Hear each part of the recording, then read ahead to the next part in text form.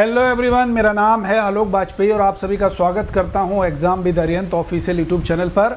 और मैं हिंदी की क्लास लेकर के आप लोगों के साथ हाजिर हुआ हूं, जुड़ा हुआ हूं। तो हिंदी की क्लास में आज हम लोग एक नया टॉपिक पढ़ने वाले हैं। वो टॉपिक हम लोग बहुत बेहतरीन ट्रिक्स के साथ में समझने वाले हैं, ताकि हिंदी जब भी कोई विद्यार्थी पढ़ना शुरू करता है तो बहुत सारी परिभाषाओं के हेरफेर में पड़ जाता है। परिभाषाएं पढ़ेगा, फिर संधियां पढ़ेगा, परिभाषाएं पढ़ेगा, फिर समास पढ़ेगा, परिभाषाएं पढ़ेगा, फिर अलंकार पढ़ेगा, परिभाषाएं पढ़ेगा, फिर छंद पढ़ता है। तो उसमें कहीं ना कहीं विद्यार्थी जो है किसमें कौन सा अलंकार है, किसमें कौन सी संधि है, किसमें कौन सा समास है, वहाँ पर पहचानने में बहुत दुविधा हो जाती है। क्योंकि हमारे साथ किसी विद्यार्थी के साथ बहुत सारे सब्जेक्ट का प्रेशर होता है। तो बिल्कुल आज की क्लास में हम कुछ ऐसा टॉपिक में समझेंगे और बेहतरीन तरीके से समझेंगे, और क्वेश्चंस भी आपको हम बाकायदा लिख के क्वेश्चंस भी आपको कराने वाले हैं, ताकि आप लोगों को आसानी रहे। आज आप लोगों को थोड़ा सा पीपीटी मोड में भी मैंने यहाँ पर देने की कोशिश की है। तो चलिए देखो भाई, समास के बारे में हम लोग चर्चा करने वाले हैं। तो आज का जो टॉपिक है हमारा समास, ठीक है ना। देखो भाई, बहुत बेहतरीन आपका टॉपिक है समास। समास की अगर हम लोग बात करें, होता क्या है, ऐसे परिभाषा देखो आपके सामने लिखी हुई है कि जैसे वाक्यांश के लिए एक शब्द जब आप पढ़ते हो तो वाक्यांश के लिए एक शब्द में भी एक सेंटेंस में कोई बात लिखी हुई है, उसको एक शब्द में बोल दिया तो वो वाक्यांश का एक शब्द हो जाता है। ठीक इसी तरीके से समास में भी कुछ ऐसा ही होता है कि प्रायः किसी बात को अनेक शब्दों में कहने के स्थान पर उसे संक्षिप्त कर दिया जाता है। यानी कि एक वर्ड में दे दिया गया, एक संक्षिप्त रूप दे दिया गया। जैसे आदर के साथ अगर कहना हो तो सादर हो गया, ठीक है ना। अब ये जो आपका शब्द होगा, इस शब्द को हम लोग दो नाम दे सकते हैं। एक हम लोग नाम दे सकते हैं समस्त पद, एक हम लोग नाम दे सकते हैं जो सादर है ना।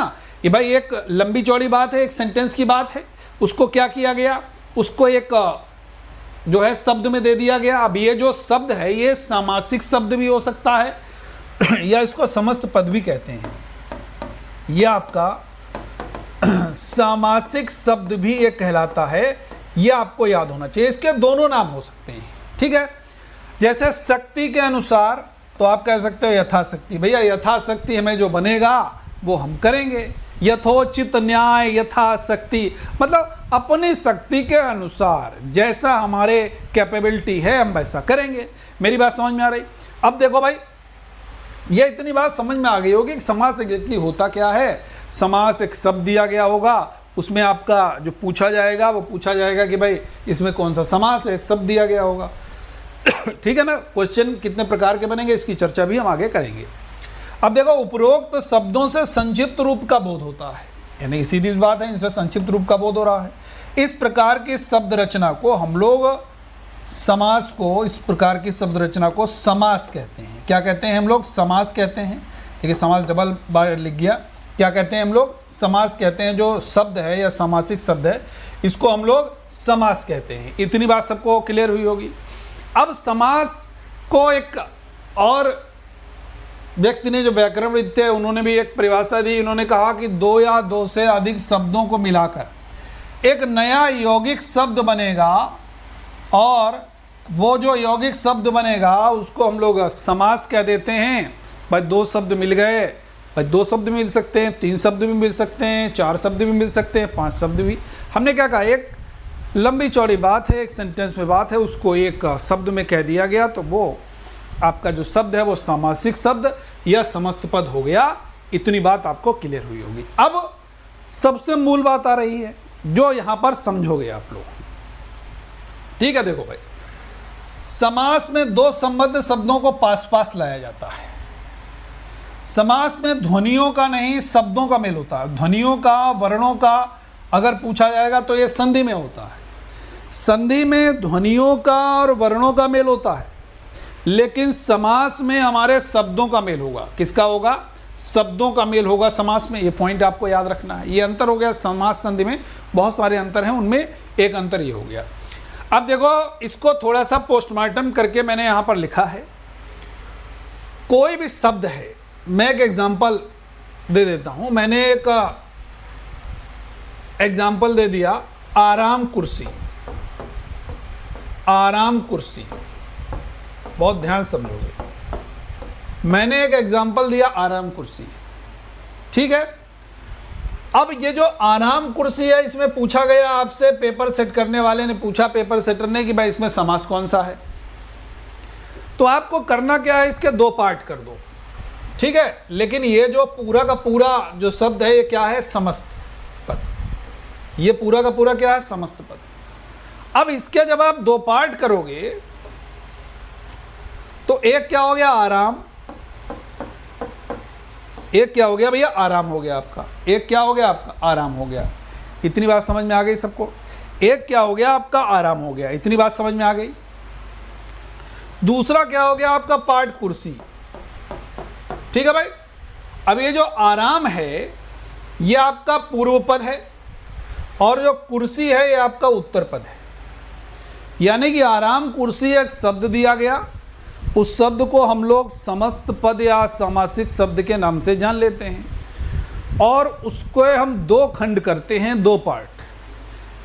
जो शब्द है, एक जो पहला पार्ट होगा उसको पूर्व पद हम लोग कह देते हैं, जो दूसरा पार्ट होगा उसको उत्तर पद कह देते हैं, ठीक है। तो ये आराम पूर्व पद हो गया। मैं यहाँ पे लिखे दे रहा हूँ ताकि कोई दुविधा ना हो आपको। ये पूर्व पद हो गया, ये आपका उत्तर पद हो गया।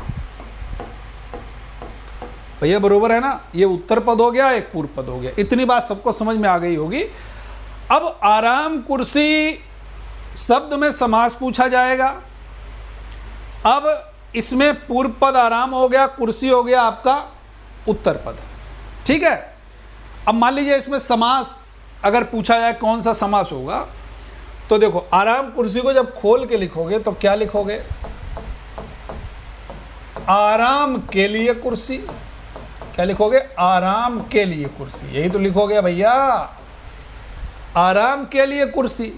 अब आराम के लिए कुर्सी, अब देखो ये विभक्ति का लोप हो गया ना, ये के लिए विभक्ति का लोप हो गया। तो यहां पर हमारा इसमें तत्पुरुष समास है। मैं बता दे रहा हूं, इसमें तत्पुरुष समास है, हालांकि आगे समझाएंगे, ठीक है। यहां पर मेरा जो समझाने का मुख्य उद्देश्य था वो चूंकि अभी स्टार्ट किया हो, आगे सारे समास वन बाय वन हम लोग डिस्कस करेंगे ट्रिक के साथ। यहां पर समझ लीजिएगा, आराम कुर्सी समस्त पद है, आराम जिसमें पूर्व पद है और कुर्सी जिसमें उत्तर पद है, ठीक है। इतनी बात सबको बराबर समझ में आई होगी। अब समस्त पद यानी कि समास युक्त पद को समस्त पद कहते हैं। समस्त पद को समास करते समय उसके बीच से विभक्ति चिन्ह हटा देते हैं। अच्छा, विभक्ति चिन्ह क्या होता है, का, की, के, से, द्वारा, के लिए, ये सब आपके विभक्ति हैं। ये आपके हट जाएंगे, जो समस्त पद दिया गया होगा उसमें नहीं होंगे। जब आप ओपन करके खोल के लिखोगे तो उसमें इनका प्रयोग होगा। यानी कि विभक्ति रहित शब्द को मिला देने से समस्त पद बनता है, ठीक है। बात समझ में आ गई सबको। अब ये पूर्व पद उत्तर पद, पूर्व पद उत्तर पद समास युक्त शब्द, जिसको अभी हमने समस्त पद भी नाम दिया, समासिक शब्द भी नाम दिया, को पूर्व स्थिति में परिवर्तित करने की क्रिया को विग्रह कहते हैं। जैसे मैंने अभी आपको एग्जाम्पल दिया था आराम कुर्सी, और मैंने पूरा खोल के लिखा। मैंने कहा आप लिखोगे आराम के लिए कुर्सी, तो पूरा विग्रह हो गया ये, ठीक है। और ऐसे पूर्व पद उत्तर पद में भी आप कह सकते हो, ठीक है, वो भी विग्रह हो गया। विग्रह करने पर समस्त पद के दो पद बनते हैं, ठीक है भाई। विग्रह करने पर ये दो पद बन गए, एक पूर्व वाला बन गया, दूसरा उत्तर वाला बन गया। पूर्व वाला भाई आराम बन गया, कुर्सी वाला उत्तर पद बन गया। ये तो अभी हम लोगों ने चर्चा की, तो ये डेफिनेशन लिखी हुई है, बाकी इसमें ज़्यादा चक्कर में पड़ना नहीं है, ठीक है। अब हमने यहाँ पर एग्जाम्पल के रूप में आपको बता दिया, जैसे युद्ध भूमि है, तो युद्ध भूमि में पूर्व पद आपका युद्ध है और उत्तर पद क्या है, भूमि है। युद्ध भूमि में पूर्व पद आपका युद्ध है और उत्तर पद आपका भूमि है। ठीक इसी तरीके से नर नारी में नर पूर्व पद हो गया, नारी उत्तर पद हो गया, ठीक है ना। ठीक इसी तरीके से भरपेट लिखा हुआ है तो भर पूर्व पद हो गया, पेट उत्तर पद हो गया। प्रतिदिन लिखा हुआ है तो प्रति हो गया आपका पूर्व पद और दिन हो गया उत्तर पद। अब कोई भी दुविधा नहीं रही होगी आपको, समस्त पद में और पूर्व पद और उत्तर पद कभी भी आपके सामने आएगा तो आप कोई भी शब्द आए उसमें पूछा जाएगा इसमें पूर्व पद कौन सा है, इसमें उत्तर पद कौन सा है, आप खट से बता देंगे, कोई भी दुविधा नहीं होगी। हमने 4-5 आपके सामने यहाँ पर उदाहरण रखे हैं जिनसे आपको बहुत बढ़िया से समझ में आया होगा। हाँ या ना? एक बार मेरे प्यारे विद्यार्थियों बता दोगे भाई सब लोग? क्लियर है? चलिए अब देखो समास के भेद, सामान्य रूप एवं उपभेद को मिलाकर के इनके 6 मुख्यतः भेद माने गए हैं। 6 मुख्य रूप से 6 भेद है। अव्ययी भाव है, तत्पुरुष है, कर्मधारय है, द्विगु है, द्वंद्व है, बहुव्रीहि है। अब यही एक सवाल इसमें ज़्यादातर आता है कि एक शब्द दिया गया होगा उसमें पूछा जाएगा इसमें कौन सा समास है, ये अधिकतर पूछा जाता है। तो पहले समास के ऊपर हम चलते हैं अव्ययी भाव। अव्ययी भाव जैसे ही आए देखो बच्चा कंफ्यूज हो जाएगा। मैं आपको अभी बता दूं अव्यय आ गया, अब कहोगे सर अभी आपने अव्यय तो पढ़ाया नहीं, अव्यय हम कैसे जाने समास में अव्यय? परिभाषा पहले समझ लो, पढ़ लो इसको। जिस समस्त पद में पूर्व पद प्रधान हो और उसके योग से समस्त भी अव्यय बन जाए तो वह अव्ययी भाव समास कहलाता है ना? कुछ मत याद करो, हटाओ इसको, हटा दो, उड़ाओ। जितना परिभाषा के हेर फेर में पढ़ोगे उतना ही माथा खराब हो जाएगा। क्या करना है? केवल आपको अव्ययी भाव का 2 ट्रिक याद रखना है। ट्रिक 1 पूरा समझाओगे, पूरा पहचान जाओगे। परिभाषा याद कर पाओ, याद कर लो, कोई ज़रूरत नहीं है यार, पहचानना होगा बस। ठीक है, देखो ट्रिक नंबर 1। ट्रिक नंबर 1 है जब भी जो समस्त पद दिया गया है, जब भी सामासिक शब्द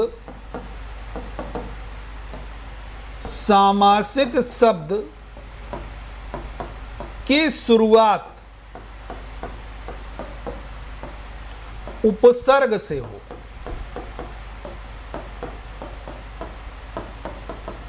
वहां पर हमेशा अव्ययी भाव समास होगा, अव्ययी भाव समास होगा। ठीक है, अब देखो ये आजन्म लिखा हुआ है तो इसमें उपसर्ग क्या है? अच्छा, आप कुछ लोग कहेंगे सर उपसर्ग क्या होता है? उपसर्ग थोड़ा समझ लोगे बिल्कुल एक लाइन में।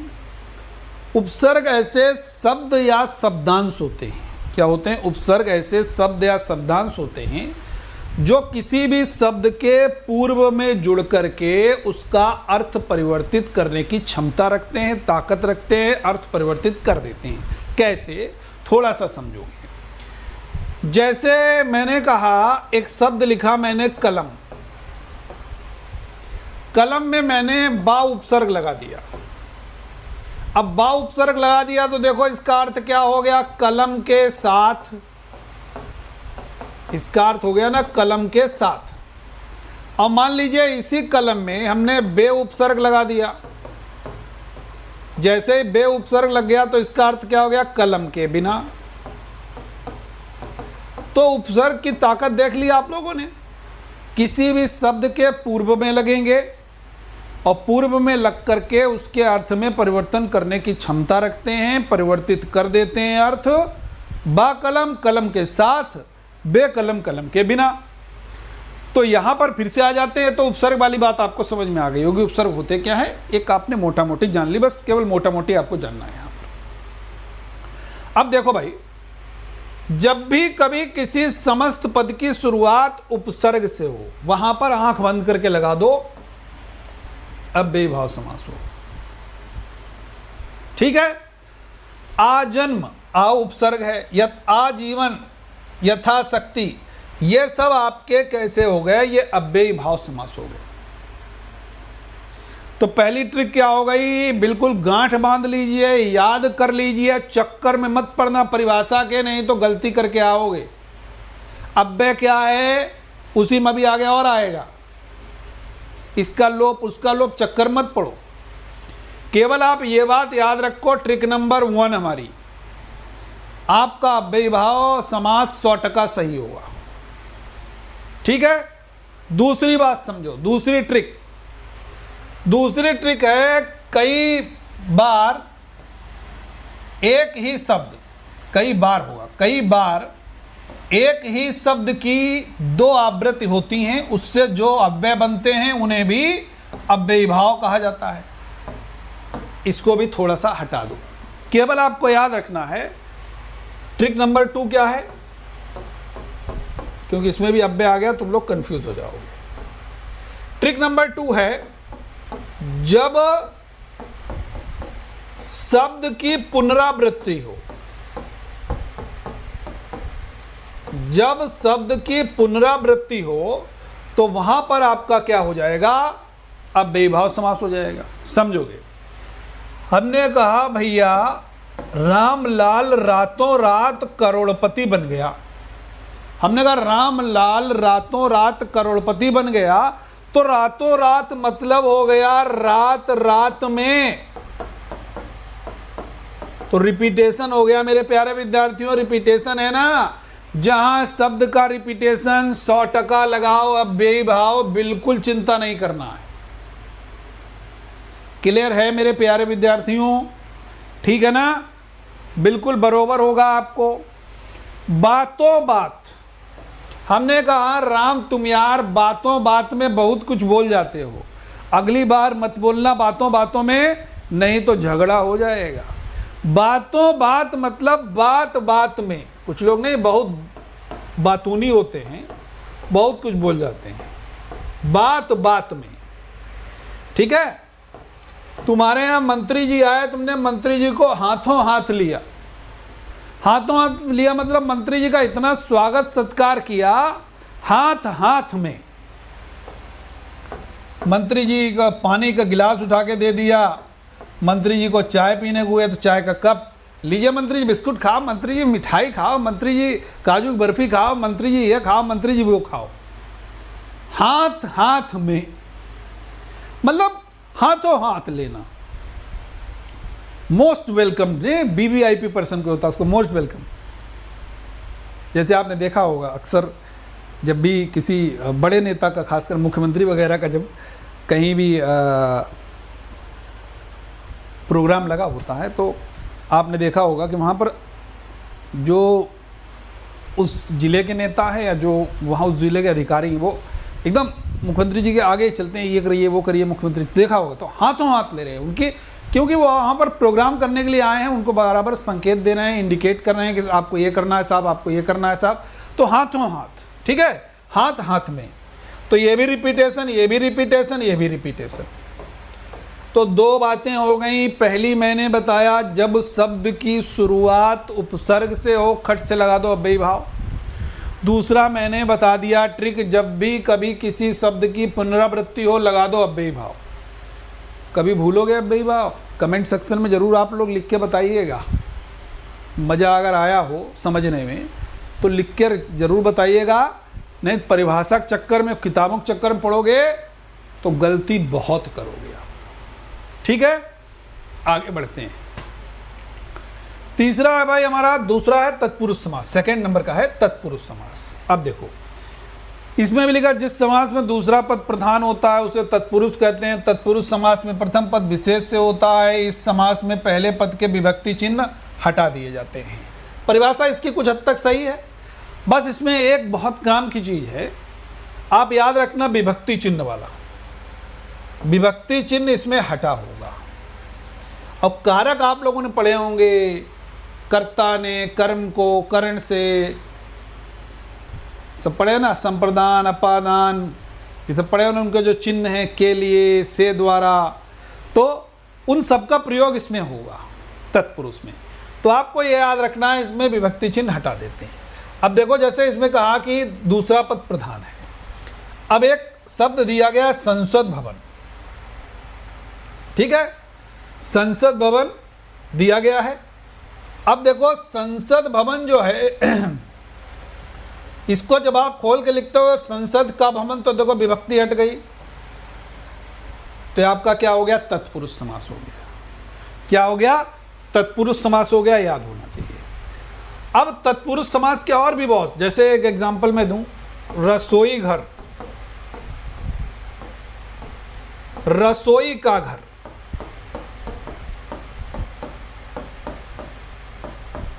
कहा गया ना, ठीक है।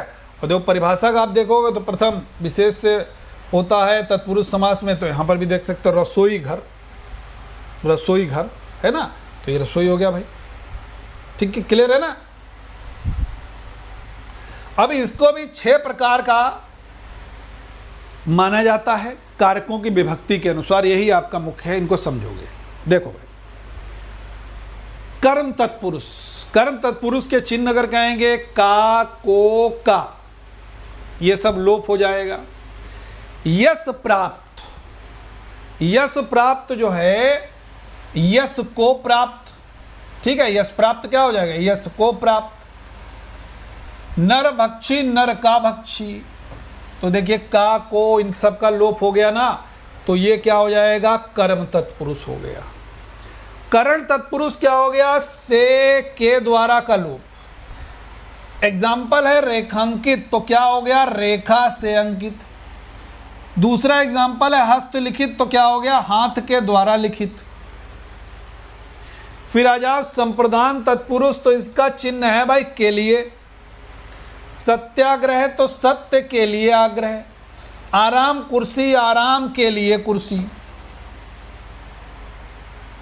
अपादान तत्पुरुष में इसी तरीके से लिखिए, तो क्या हो गया यार, गुणहीन, तो हो गया गुणों से हीन, तो इसका क्या है, से अलग होने के संदर्भ में। अपादान में क्या है, से अलग होने के संदर्भ में, ठीक है। ठीक इसी तरीके से पथ भ्रष्ट, तो क्या हो गया, पथ से भ्रष्ट। फिर आपका संबंध तत्पुरुष, तो क्या हो गया, सेनापति, तो हो गया सेना का पति, इसमें भी का की के का लोप होगा। फिर है अमृत धारा, तो हो गया अमृत की धारा।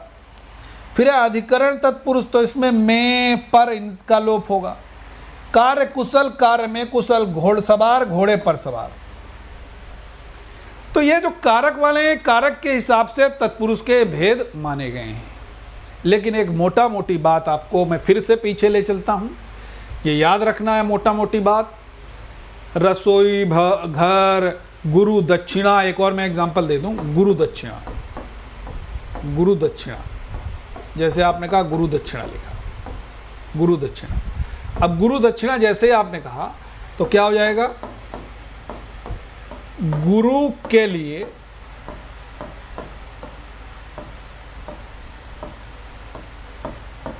गुरु के लिए दक्षिणा, ठीक है। तो ये भी आपका क्या हो गया, के लिए का लोप हो गया था। तो यहां पर हमेशा आपका क्या हो जाएगा, यहां पर हमेशा आपका तत्पुरुष समास हो जाएगा, सॉरी हाँ, तत्पुरुष समास हो जाएगा।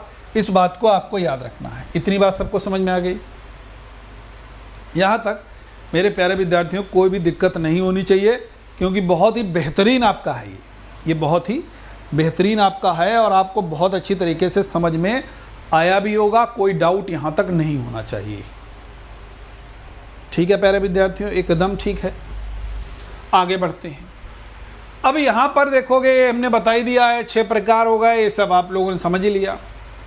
अब देखो कर्मधारय, कर्मधारय पूर्व पद विशेषण है, उत्तर पद विशेष है, उसे कर्मधारय समास कहते हैं। एक सूत्र याद रखो, बस सूत्र याद रखो,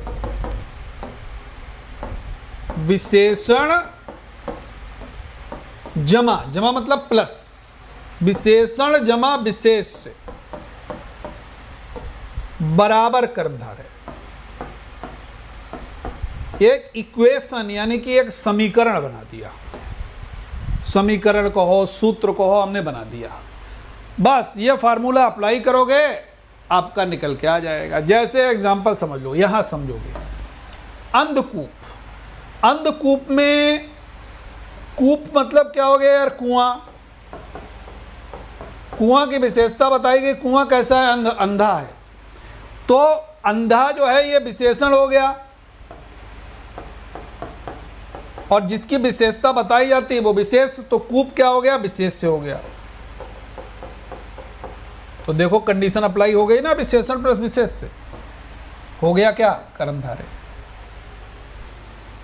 कोई डाउट तो नहीं? मैंने यहां पोस्टमार्टम किया, आपको समझ में आ गया होगा। ये हमारा फॉर्मूला अप्लाई हो गया ना, ठीक है ना? कोनो डाउट तो नहीं भाई। दूसरा समझ लो, नीलगाय। नीलगाय दिया है, गाय की विशेषता बताई गई, गाय कैसी है? नीली है। तो जो विशेषता होगी वो विशेषण है, ये विशेषण है। और किसकी विशेषता बताई गई? गाय की। तो गाय क्या हो गया? विशेष्य हो गया। गाय क्या हो गया? विशेष्य हो गया। मेरी बात समझ में आ गई? तो ये विशेषण हो गया, विशेष्य हो गया, तो ये भी भाई कंडीशन अप्लाई हो गई ना, विशेषण पहले विशेष्य बाद में। कौन सा समास हो गया? कर्मधारय। कोई संशय तो नहीं मेरे प्यारे विद्यार्थियों? बस फार्मूला लगाओ, समास पाओ, फार्मूला लगाओ, समास पाओ। कौन माथा पच्ची करेगा यार? परिभाषा के चक्कर में पड़ोगे, गलत करके क्वेश्चन निश्चित रूप से आओगे, है ना? ये नहीं करना है। लाल गुलाब, गुलाब की विशेषता हो गई, गुलाब क्या हो गया? लाल। तो लाल विशेषण हो गया, गुलाब विशेष्य हो गया। कंडीशन अप्लाई लगाओ, कर्मधारय समास। महाराजा, राजा की विशेषता बताइए, राजा कैसा है? महान है। महान है जो राजा, तो महान तो विशेषता बताई गई, तो महा क्या हो गया? विशेषण हो गया। राजा क्या हो गया? विशेष। कंडीशन अप्लाई लगाओ, कर्मधारय। कर्मधारय में किसी भी विद्यार्थी को कोई डाउट?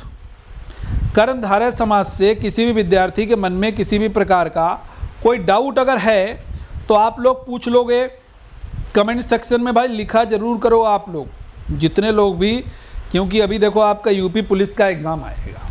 यूपी पुलिस में ढूंढते घूमोगे कहाँ पर हिंदी ठीक ठाक चल रहा है, कहाँ पर हिंदी में जाएं, तब आपको याद आएगा exam with Arihant Alok sir पढ़ा रहे थे, है ना?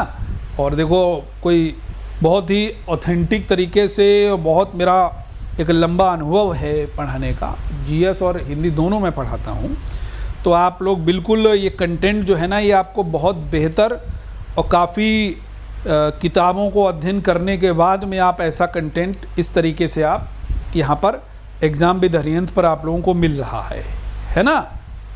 समझ रहे होंगे आप लोग कि आजकल का जो समय है वो ऑनलाइन एजुकेशन का है, तो लोग कोर्स लेते हैं, लेकिन हम लोग यहाँ पर आप लोगों की ये सारे के सारा ये जो है कंटेंट आप लोगों को फ्री में मिल रहा है। तो बिल्कुल इसको बहुत सहज के और बहुत पढ़ कर के रखिए, तभी इसमें आपको आनंद आएगा।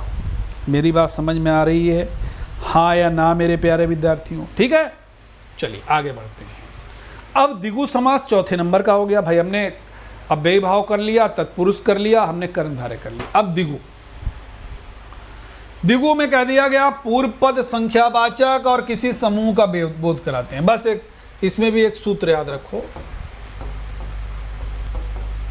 सूत्र याद रखो, संख्या प्लस समूह, संख्या प्लस समूह बराबर द्विगु। संख्या प्लस समूह बराबर द्विगु। जैसे बहुत ध्यान समझोगे, कुछ भी कहो, तिरंगा, अभी वह स्वतंत्रता दिवस मनाया गया तो हम तिरंगा से लेते हैं। तिरंगा मतलब तीन रंगों का एक समूह तो है ही, लेकिन इसमें पहला पद क्या है? ती मतलब क्या हो गया? तीन। तो पहला पद क्या हो गया? देखो क्या लिखा है? संख्यावाचक। यहां पर हमने क्या लिखा? संख्या। दूसरा, तीन रंगों का समूह एक समूह का बोध कराएगा, तो ये भी समूह का बोध करा रहा है ना। तो देखो कंडीशन अप्लाई हो गई मेरे प्यारे विद्यार्थियों। संख्या प्लस समूह लगा दो आंख बंद करके, द्विगु समास। कोई संशय, कोई दिक्कत, कोई समस्या तो कमेंट सेक्शन में लिख करके जरूर पूछोगे। ठीक है भाई, बरोबर है ना? आगे बढ़ा जाए, आगे बढ़ते हैं। यह आपको क्लियर हो गई होगी। दूसरा है देखो चौराहा। अब चौराहा की जब भी बात करोगे तो देखो चौ मतलब हो गया चार, तो पहला पद तो संख्यावाचक हो गया ना, तो ये भी संख्या का फॉर्मूला निकल आ गया। अब चौराहा मतलब एक रास्ता ये आई, एक रास्ता ये आई, एक रास्ता ये आई, एक रास्ता ये आई, चारों के चारों रास्ता जहां पर मिले रास्ते, तो वो क्या हो गया? आपका चौराहा हो गया। कोई भी शहर में, जैसे लखनऊ शहर का बहुत बड़ा एक चौराहा है हजरतगंज चौराहा, उनका अंदर आना आईटी कॉलेज की तरफ तो रास्ता मिल गया, उनका कि मुख्यमंत्री आवास की तरफ जाना तो रास्ता मिल गया, चारबाग जाना तो रास्ता मिल गया, निषादगंज वाला रास्ता मिल गया, तो चौराहा बन गया सबसे बड़ा भाई हजरतगंज चौराहा लखनऊ का है, तो इसलिए मैंने एग्जाम्पल से आपको बता दिया। ठीक है, तो ये हो गया भाई आपका 4 रास्ते जहां पर मिल रहे हैं, एक समूह का बोध करा रहा है, तो यानी कि संख्या प्लस समूह यहां पर भी हो गया। ठीक, इसी तरीके से सप्ताह, सप्ताह में सप्त जो है, सप्त का मतलब हो गया यार 7, तो पहला पद हो गया ना संख्यावाचक, तो यहां भी आप देख सकते हो। और 7 दिनों का समूह, सप्ताह क्या है? 7 दिनों का समूह है।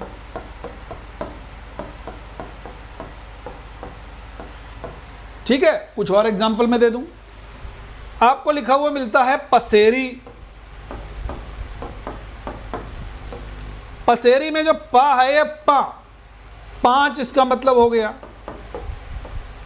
और 5 शेरों का समूह, शेर मतलब शेर चीता वाला शेर नहीं, एक पहले जैसे हम लोग किलो 2 किलो कहते हैं, पहले शेर से सब चलता था, शेर से, तो शेर, तो 5 शेरों का समूह, 5 शेरों का समूह, शेरों का समूह हो गया।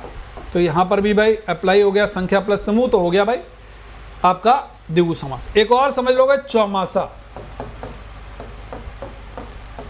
चौमासा। ठीक है, चौमासा क्या हो गया? चौ मतलब हो गया यार 4, और इससे क्या हो गया? 4 मासों का समूह प्लस 4 मास या महीनों का समूह। ठीक है, तो ये कंडीशन अप्लाई हो गई, तो लगा दो भाई आपका द्विगु समास। द्विगु बस एक ही सिद्धांत पर आधारित है, एक ही सूत्र पर आधारित है, एक ही समीकरण पर आधारित है, संख्या प्लस समूह। और कर्मधारय किस पर आधारित था? विशेषण प्लस विशेष से। द्विगु किस पर आधारित है? संख्या प्लस समूह। द्विगु संख्या प्लस समूह, कर्मधारय विशेषण प्लस विशेष से। बिल्कुल आपको कंठस्थ हो गया होगा, बिल्कुल भी जरा सा भी इसमें आप लोग चूक नहीं करोगे। अगर कर दिया तो समझ लो कि हमारा पढ़ाना फिर इस तरीके से जाया जाएगा। तो कोशिश करिए, बार बार देखिए क्लास को और नोट करिए, और इससे मिलते जुलते जितने एग्जाम्पल हैं, जितने प्रश्न हैं, उनको सॉल्व करिए। फिर है भाई आपका द्वंद्व समास। द्वंद्व के मतलब समझो 2 चीजें हैं। ठीक है, एक तो योजक चिन्ह का प्रयोग होता है। अगर कभी भी योजक चिन्ह का प्रयोग हो तो लगा देना, योजक मतलब समझते हो डैश वाला चिन्ह, यानी कि जिस समास में दोनों पद प्रधान हो, विग्रह करने पर एवं और तथा आदि योजक शब्द लगते हो, वहां द्वंद्व समास होगा। तो पहली कंडीशन हो गई, इसकी ट्रिक हो गई योजक, पहली ट्रिक हो गई योजक चिन्ह। दूसरी ट्रिक क्या है? विग्रह करने पर, विग्रह करने पर और का प्रयोग, और का प्रयोग होगा, जो हमने यहां पर लिखा हुआ भी है, और तथा कुछ भी कह दोगे ये हो जाएगा। अब जैसे ऊंच नीच, तो देखो ये योजक चिन्ह आप नहीं लगा, हम लगा देते हैं। राधा कृष्ण, माता पिता, अन्न जल, पति पत्नी, सुख दुख, जवानी बुढ़ापा, जीवन मृत्यु, काला गोरा, वृद्ध जवान, ऊंचा नीचा, श्वेत श्याम, तो कुछ भी होगा। तो यहां पर आप क्या, ये योजक चिन्ह लगा है, अगर ये डैश वाला, आंख बंद करके लगा दो, द्वंद्व के अलावा कोई नहीं होगा। यह आपकी पहली ट्रिक हो गई, बड़ी आसान सी है, आपको बिल्कुल भी दुविधा नहीं होनी चाहिए। ठीक है भाई, कोई डाउट तो नहीं किसी विद्यार्थी को, हमारे प्यारे विद्यार्थी को? ठीक है, आगे बढ़ते हैं। ट्रिक नंबर 2, ट्रिक नंबर 2 भी आप पढ़ लोगे। ट्रिक नंबर 2 देखिए यहां पर दिया नहीं है, मैं आपको बता देता हूं। ट्रिक नंबर 2, ट्रिक नंबर 2 क्या है?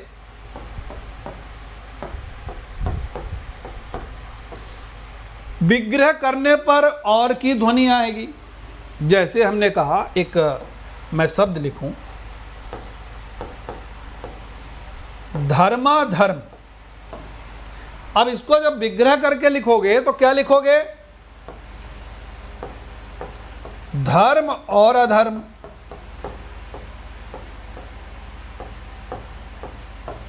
तो देखो और आ गया ना ये।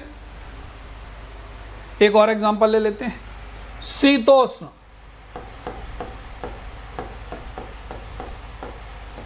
शीतोष्ण को जब हम लिखेंगे विग्रह करके खोल के लिखेंगे तो क्या हो जाएगा? शीत और उष्ण।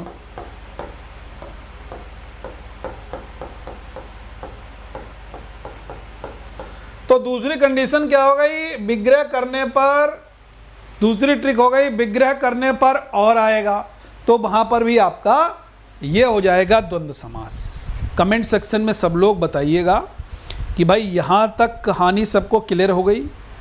तत्पुरुष हो गया हमारा, अव्ययी भाव हो गया, कर्मधारय हो गया, दिगु हो गया, द्वंद्व हो गया।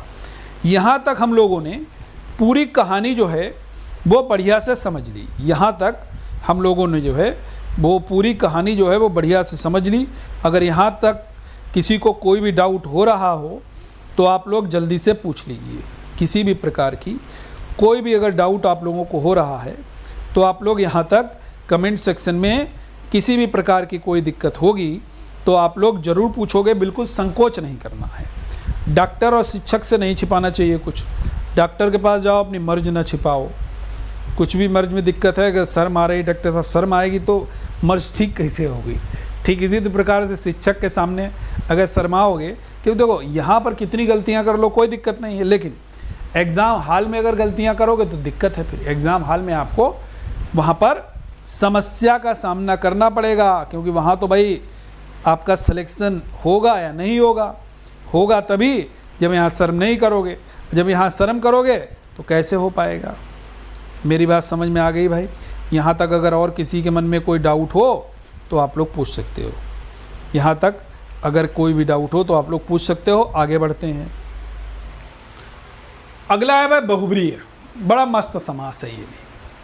अब देखो इसमें लिखा हुआ है कोई भी पद प्रधान नहीं है बल्कि कोई अन्य ही प्रधान होता है, उसे बहुब्रीहि कहते हैं। आप इसकी जगह एक चीज याद रखो, जो पर्यायवाची वाला शब्द होगा उसमें आपका अधिकतर बहुब्रीहि समास होगा, क्योंकि जैसे कोई भी शब्द दिया गया होगा वो किसी तीसरे की तरफ इशारा करेगा। अब इसमें देखो कोई भी प्रधान नहीं है, नील भी नहीं है, कंठ भी नहीं है। नीलकंठ ये किसका पर्यायवाची हो गया? भगवान शिव का, भोलेनाथ का। सावन चल भी रहा है भाई, शिव शंभू, ठीक है। दशानन रावण का हो गया, लंबोदर गणेश जी का हो गया, विषधर सांप का हो गया। तो जब भी कोई पर्यायवाची वाले शब्द आए, या कह सकते हो जब भी कोई अन्य पद प्रधान होगा, जो समासिक शब्द दिया गया है वो किसी अन्य, किसी तीसरे की तरफ इशारा करेगा, तो ऐसी स्थिति में आपका हमेशा बहुब्रीहि समास होगा। यह आपका 6 नंबर का समास था। इनको आप लोगों को याद रखना है, बिल्कुल भी दिक्कत नहीं करना है। यहाँ तक बताओ किसी भी विद्यार्थी के मन में अगर कोई भी डाउट हो, यहाँ तक पूछ सकते हो भाई। किसी भी विद्यार्थी के मन में कोई भी अगर यहाँ तक डाउट हो तो आप लोग पूछ सकते हो,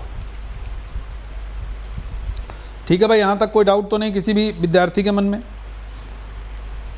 ठीक है, हाँ या ना? हाँ या ना बोलोगे? हाँ, हम अभी आपको और भी बहुत सारे जो हैं वो मैं कराऊंगा, समाज से रिलेटेड प्रश्न भी कराऊंगा। और मैंने प्रश्न प्रीवियस ईयर के बहुत सारे निकाल के रखे हैं, तो मैं प्रीवियस ईयर के क्वेश्चंस को चर्चा में आप लोगों के साथ यहाँ पर करूँगा, ताकि आपको कोई भी दिक्कत ना हो और आप बहुत बढ़िया से वहाँ पर कर सकें और आप अपने क्वेश्चंस को सही कर सकें। अपनी पूरी कोशिश रहती है कि किसी भी विद्यार्थी का कोई भी प्रश्न जो है वो गलत ना हो यार। जब आप प्रश्न पढ़ने के बाद में गलत करके आते हो तो आपसे ज़्यादा मुझे कष्ट होता है। एक शिक्षक को आपसे ज़्यादा कष्ट होता है, इस बात का ध्यान रखना है, ठीक है। अब कुछ चीज़ें और हैं, जैसे कर्मधारय और बहुब्रीहि में अंतर समझ लो, क्योंकि कुछ लोग कहते हैं कर्मधारय बहुब्रीहि जो है वो पहचानना टफ होता है कि कर्मधारय जो है वो आपका कैसे पहचानोगे कर्मधारय बहुब्रीहि में। तो यहाँ पर थोड़ा सा समझने की कोशिश करिएगा कि कर्मधारय और बहुब्रीहि जो समास हैं इनमें थोड़ा सा अंतर क्या है। देखो, कर्मधारय में समास में एक पद विशेषण है, ठीक है, विशेषण है, और या उपमान होता है, दूसरा विशेष या उपमेय होता है, ठीक है। एक जो है वो आपका हो जाता है उपमान और दूसरा विशेष या उपमेय होता है, जबकि बहुब्रीहि समास में समस्त पद ही किसी संज्ञा का विशेषण होता है। संज्ञा मतलब जैसे दशानन दिया है तो रावण किसी तीसरे तरफ इशारा दे रहे, किसी संज्ञा का विशेषण होता है। अब वहाँ पर विशेषण प्लस विशेष वाला फार्मूला होगा, बड़ा आसान है। देखो यहाँ पर कर्मधारय में विशेषण प्लस विशेष वाला फार्मूला अपनाया होगा, और यहाँ पर क्या हो जाएगा, अन्य पद प्रधान होगा, अन्य पद प्रधान होगा, संकेत देगा कि कोई और है, ठीक है, पर्यायवाची वाला शब्द होगा, किसी भी प्रकार से पहचान सकते हो, आपका यहाँ पर निकल के आ जाएगा। तो ये आप लोगों को याद रखना है। यहाँ तक अगर कोई भी डाउट हुआ हो तो आप लोग पूछ लो भाई। अब हम क्वेश्चन आपके बहुत सारे सॉल्व यहाँ पर करवा देते हैं ताकि आपको कोई भी दिक्कत ना हो। क्वेश्चन हम आपको बहुत सारे करवा देते हैं ताकि आप लोगों को कोई भी दिक्कत ना हो।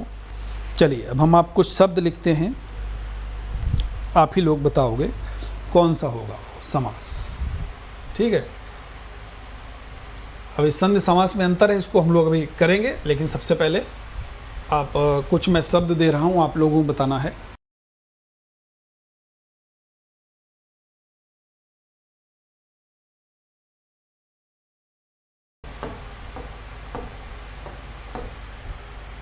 बेरहम, कौन सा दिया मैंने, बेरहम शब्द दिया। अब बेरहम शब्द दिया, अभी हमने बताया था कि शुरुआत किससे हो, उपसर्ग से हो रही है ना। बारहम कर दोगे तो रहम के साथ, बेरहम मतलब रहम के बिना, निर्दयी है व्यक्ति। तो ये कौन सा समास हो जाएगा, अव्ययी भाव। मैंने एक बता दिया, अब आप लोग बताओगे, ठीक है। मान लीजिए दिया हो बेफायदा, बेफायदा कौन सा समास होगा, ठीक है, या मनमाना, मनमाना, मनमाना, ठीक है, ये भी हो जाएगा। फिर हम दे दे प्रत्येक, प्रत्येक मैंने दे दिया, ठीक है। फिर मैं दे दूं समक्ष,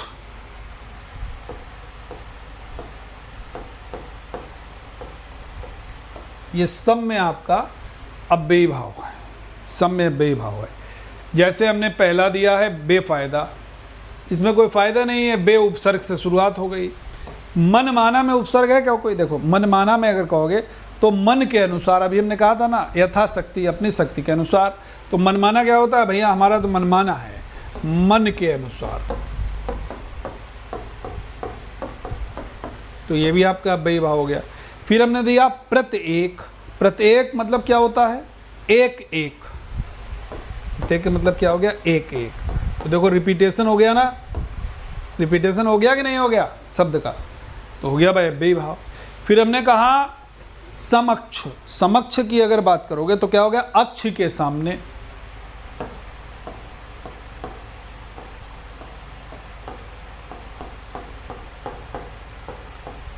तो ये आपके क्या हो गए भाई, ये कह सकते हो आपके हो गए ये, ठीक है। इतनी बात समझ में आई। अब देखो यहाँ पर समझ लेना है, अभी थैंक यू हम लोग बाद में करेंगे, पहले इसको आप लोग समझ लीजिएगा, कुछ चीज़ें और मैं डिस्कस करता हूँ, ठीक है। अब अगर पूछा जाएगा गगनचुंबी, आपके सामने मैं बहुत सारे लिखे दे रहा हूँ एग्जाम्पल। एक गगनचुंबी लिखे दे रहा हूँ, फिर मैं लिखे दे रहा हूँ पॉकेट मार, ठीक है। फिर मैं लिखे दे रहा हूं ग्राहागत, फिर मैं लिखे दे रहा हूं चिड़ी मार। ग्राहागत हो गया, चिड़ी मार हो गया, फिर हो गया मुंह तोड़,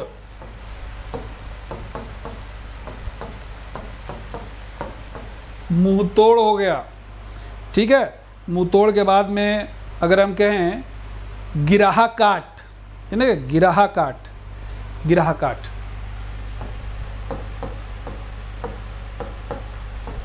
गिराहा काट एक हमने दे दिया, ठीक है। और भी बहुत सारे दे सकते हो। ये हम के तुलसी कृत,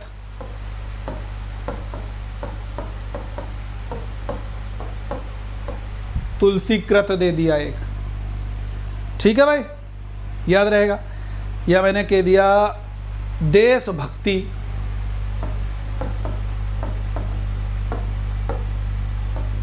देशभक्ति, ठीक है। फिर मैं दे दूं धनहीन, क्योंकि तत्पुरुष का थोड़ा कैनवस बड़ा हो जाता है, वाइड हो जाता है, ठीक है। फिर मैं दे दूं आपको पदच्युत,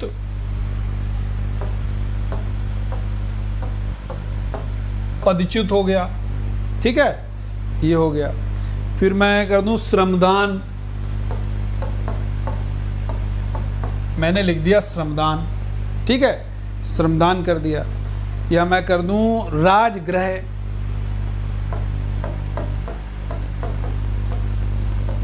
राजगृह एक मैंने कर दिया। राजगृह के बाद में मैंने कर दिया एक सर्वोत्तम, जो इंपॉर्टेंट है वो मैं बता देता हूँ, सर्वोत्तम। अब देखो एक एक करके देखोगे यार, बहुत बढ़िया है। अब गगनचुंबी जब भी आप देखोगे तो क्या कहोगे, गगन को चूमने वाला, गगन को चूमने वाला, क्या लिखोगे, गगन को चूमने वाला। तत्पुरुष तो है ही। अब तत्पुरुष में अगर देखोगे तो वो एक कर्म तत्पुरुष हो जाता है, ठीक है भाई। फिर है आपका पॉकेट मार, पॉकेट मार भी आप समझ सकते हो क्या होगा, पॉकेट मार, पॉकेट मार, पॉकेट को मारने वाला, तो ये भी कर्म तत्पुरुष है, ये भी आपका कर्म तत्पुरुष है, ठीक है। फिर है ग्रहागत, बहुत बढ़िया है। कौन सा है भाई, ग्रहागत, ग्रह को आगत, घर को आने वाला, घर को आने वाला या ग्रह को आगत, तो ये भी आपका कर्म तत्पुरुष हो जाएगा। फिर आपका चिड़ी मार, चिड़ी मार भी चिड़ियों को मारने वाला, क्या हो जाएगा, चिड़ियों को मारने वाला।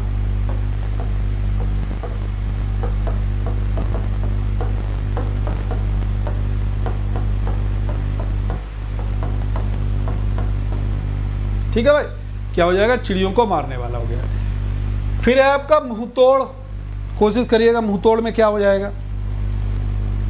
मुंह तोड़ भी बहुत बढ़िया शब्द है, देखो मुंह तोड़ में क्या हो जाएगा, आप लोग बताओगे भाई।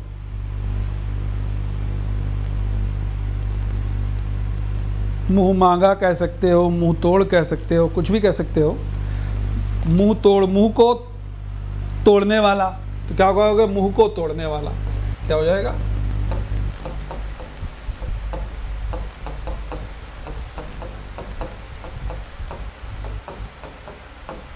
ये भी आपका कर्म तत्पुरुष हो गया।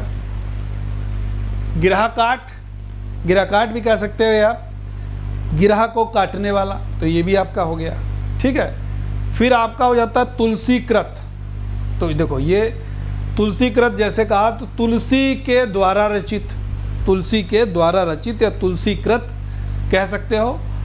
तो यहाँ पर तत्पुरुष तो है, लेकिन तत्पुरुष का भेद चेंज हो गया, ये करण तत्पुरुष हो गया, ये क्या हो गया आपका, करण तत्पुरुष हो गया, ठीक है। फिर है आपका देशभक्ति, देशभक्ति में है जो है भाई क्या हो जाएगा, देशभक्ति है तो क्या कहोगे, देश के लिए भक्ति, देश के लिए भक्ति, तो देश के लिए भक्ति ये कौन सा हो गया, ये संप्रदान तत्पुरुष हो गया, ठीक है। ऐसे ही धनहीन दिया हुआ है, तो धनहीन जब कहोगे तो कहोगे धन से हीन, तो ये अपादान तत्पुरुष हो जाएगा, अलग होने के संबंध में होता है, अपादान तत्पुरुष, धन से हीन, ऐसे आएंगे। सबसे बड़ा आपको यही दिखेगा तत्पुरुष वाला, ठीक है। ऐसे ये पदच्युत, तो पद से च्युत, पद से हटे, ठीक है ना, तो ये भी कह सकते हो आप, ये भी आपका अपादान हो गया, अलग होने के संदर्भ में है, याद होना चाहिए। ठीक है, फिर आपका श्रमदान। श्रमदान जब कहोगे तो कहोगे श्रम का दान, तो ये आपका संबंध तत्पुरुष हो जाएगा। ये क्या हो जाएगा? संबंध तत्पुरुष हो जाएगा। फिर राजगृह आपका है, जैसे आपसे पूछा जाएगा राजगृह तो कहोगे राजा का ग्रह, ये भी संबंध तत्पुरुष हो जाएगा। फिर आपका सर्वोत्तम, सभी में उत्तम, भाई सर्वोत्तम क्या हो जाएगा? सर्व में उत्तम, तो ये आपका अधिकरण तत्पुरुष हो जाएगा। सर्वोत्तम मतलब क्या हो गया? सब में उत्तम, तो ये आपका अधिकरण तत्पुरुष हो जाएगा। सबसे कठिन आपको यही पड़ेगा सब। एक बार कारक देख लीजिएगा, पहले कारक देखो, फिर समास में ये कहाँ कहाँ प्रयोग हो रहे हैं, बस याद हो जाएगा, कभी भी भूलोगे नहीं। ठीक है, तो ये हमने तत्पुरुष और बहुब्रीहि के बारे में हमने चर्चा की आपसे। ठीक है, तत्पुरुष और बहुब्रीहि के बारे में चर्चा की। अब हम लोग कर्मधारय की अगर चर्चा करते हैं तो बहुत बढ़िया से समझ सकते हो। कर्मधारय की, कर्मधारय समास की अगर चर्चा करें तो वहाँ पर भी आप लोग बहुत बढ़िया समझ सकते हो।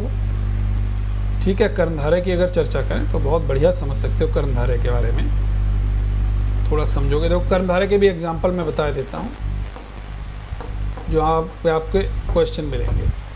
पहला, नवयुवक।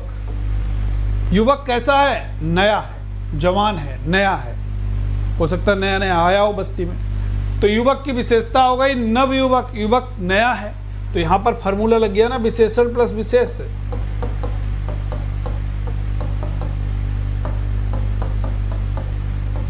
ठीक है भाई, तो ये आपका हो गया, ये कर्मधारय हो गया। ठीक, इसी तरीके से सज्जन। सज्जन जब लिखोगे तो कैसे लिखोगे? सतजन। जन मतलब सामान्य हो गया, जन लोग, और कैसे हैं? सत हैं, अच्छे हैं, तो विशेषण प्लस विशेष से कंडीशन फॉलो हो गई। ये भी आपका कर्मधारय हो गया, जो महत्वपूर्ण है, जो आया हुआ है सज्जन कई बार। फिर आपका आ जाए महाकाव्य। भाई महान है काव्य, तो ये भी आपका क्या हो गया? कर्मधारय हो गया, विशेषण प्लस विशेष से हो गया। महावीर, महात्मा। भाई महावीर वीरों में महान है, और महात्मा महान है आत्मा जो, तो ये आपके सब के सब क्या हो जाते हैं? ये सब के सब आपके हो जाते हैं कर्मधारय। एक और याद रखना है, सद्भावना। ये भी बहुत बार पूछा गया है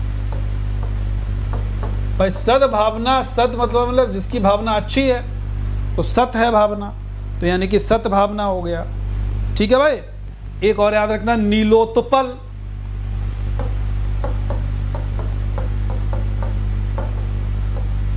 क्या है भाई? नीलोत्पल। नीलोत्पल के बारे में जैसे ही चर्चा की जाएगी तो क्या कहोगे भाई? नीलोत्पल में नीला और उत्पल कह सकते हो ना, नील उत्पल, नील उत्पल कह सकते हो, तो हो गया भाई ये आपका कर्मधारय समास का एग्जाम्पल हो गया। ये आपको याद होना चाहिए। तो ये कर्मधारय के बहुत सारे हमने आपके साथ एग्जाम्पल यहाँ पर डिस्कस किए हैं। ठीक है, ऐसे ही कर्मधारय के बाद में आपके बहुत सारे दिगु हो जाते हैं। दिगु के जैसे दिगु में अगर कभी पूछा जाएगा त्रिभुवन, त्रिभुवन, त्रिलोक, तिरंगा, संख्या प्लस समूह वाली जहां पर लगेगी। ठीक है, चौराहा, त्रिफला, नवरत्न,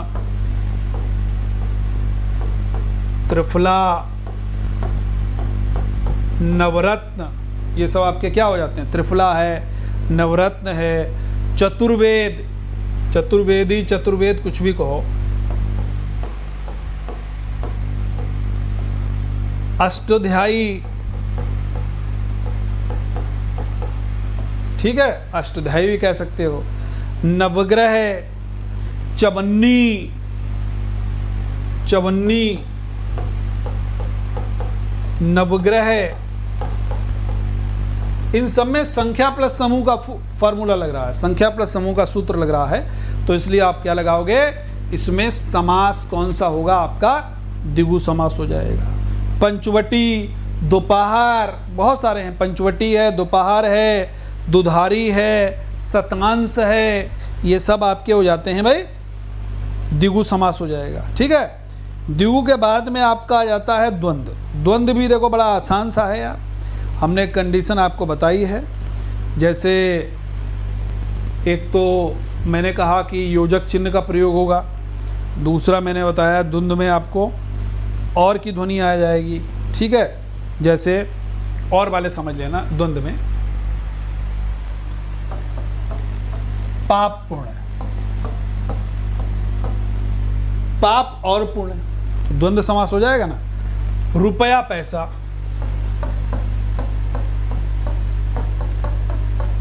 रुपया और पैसा द्वंद्व समास हो गया ना भाई। भला बुरा द्वंद्व समास हो गया ना। घर द्वार, घर द्वार, घर और द्वार, या तो योजक चिन्ह हाइफन लगा होना चाहिए, अगर नहीं है तो आप और की ध्वनि वहां पर निकल के आएगी तोड़ने पर, तो ये आप लोगों को याद होना चाहिए। जैसे हरिशंकर, तो क्या कहोगे, हरि और शंकर।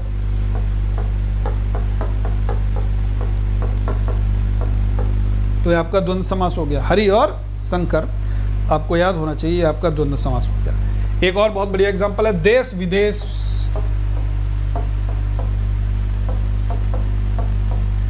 क्या कहोगे, देश और विदेश। बहुत बार पूछा गया है, जो पूछे गए हैं वो मैं सारे के सारे डिस्कस कर देता हूं। भाई बहन, तो क्या कहोगे, भाई और बहन।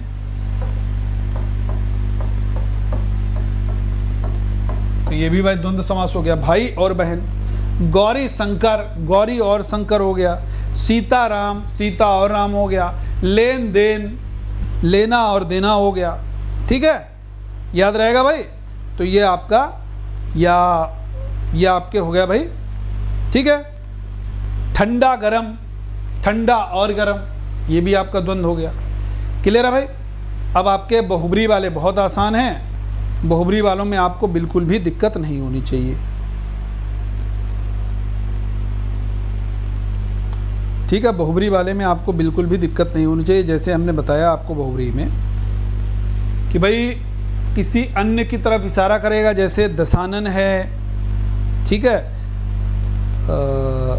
कुछ भी कह सकते हो। चतुर्भुज है, तो चतुर्भुज कहोगे, कुछ लोग कहेंगे चतुर्भुज जो है वो कर्मधारय होना चाहिए। कैसे होना चाहिए, भुजाएं, कहीं पर समूह का बोध हो रहा है, चार भुजाओं का समूह कहीं निकल रहा है, कोई होता चार भुजाएं किसी की होती हैं। चतुर्भुज ब्रह्मा का हो गया, चार भुजाएं चतुरानन भी कहा जाता है। ठीक है, तो इस तरीके से चतुर्भुज किसी का पर्यायवाची हो गया, हमने आपको पहले बताया था। ठीक है भाई, चार हैं भुजाएं जिसकी। चतुरानन ब्रह्मा जी का हो गया, ये चार हैं सिर जिसके। ठीक है, ठीक। सहस्रानन, हजार हैं सिर जिसके। सहस्राक्ष इंद्र का पर्यायवाची है, तो सहस्र हैं अक्ष जिसके। तो इस तरीके से जहाँ पर पर्यायवाची वाले शब्द हो जाएंगे वहाँ पर आपके क्या है, सभी के सभी बहुब्री हो जाएंगे, सभी के सभी आपके बहुब्री हो जाएंगे। तो बहुब्री में बिल्कुल टेंशन नहीं लेनी है, बहुब्री वाले आपको एकदम जो हमारा जो सेशन है इसको बार बार देखिए, और ज़रा सा भी कोई संशय हो तो आप लोग कमेंट सेक्शन में लिखा करो, क्योंकि जब भी मैं अगली क्लास लेकर के आऊँगा तो उस अगली क्लास में मैं बाकायदा आपको बताने वाला हूँ कि क्या क्या इसमें समस्याएं हैं, आपको क्या क्या समस्याएं हो रही हैं। तो इन सब बातों का आप लोगों को ध्यान रखना है। ठीक है, अब देखो, थैंक यू से पहले एक चीज़ ज़रूर यहाँ पर संधि समास में अंतर जो है वो थोड़ा सा समझ लीजिएगा। संधि दो वर्णों का मेल होता है, किंतु समास दो पदों का, ठीक है, दो शब्दों का मेल होता है। संधि होते समय एक या दो वर्णों में विकार होता है, जबकि समास दो या अधिक शब्द मिलकर एक नया शब्द बनाते हैं। संधि समास में मुख्य अंतर हो गया। Thank you everyone. आप लोगों का इसी तरीके से प्यार बनाए रखिए, और अगर अभी तक आप लोगों ने चैनल को सब्सक्राइब नहीं किया है तो exam with Arihant official YouTube channel को सब्सक्राइब कीजिएगा। सेशन को अधिक से अधिक शेयर कीजिए, लाइक कीजिए, और चैनल को सब्सक्राइब जरूर कीजिएगा आप सभी लोग। और कमेंट सेक्शन में अपने कमेंट जरूर लिखा करिए, अगर कोई बात समझ में नहीं आ रही है, कोई बात दोबारा से पूछना चाह रहे हैं, ताकि मैं अगली क्लास में आपका कमेंट क्रॉप करके सबसे पहले आपके समक्ष वो बात रखूं जो आपके मन में थोड़ा सा दुविधा पैदा कर रही है, या आप थोड़ा सा कंफ्यूज्ड हैं, तो बिल्कुल संकोच नहीं करना है। तो मैंने पहले कह दिया, गुरु के सामने और डॉक्टर के सामने कोई भी संकोच नहीं करना चाहिए। गुरु के सामने पढ़ाई के मामले में, डॉक्टर के सामने मर्ज के मामले में। उल्टा मत कर देना, नहीं गड़बड़ा जाएगा। ठीक है, चलिए, थैंक यू एवरीवन, जय हिंद।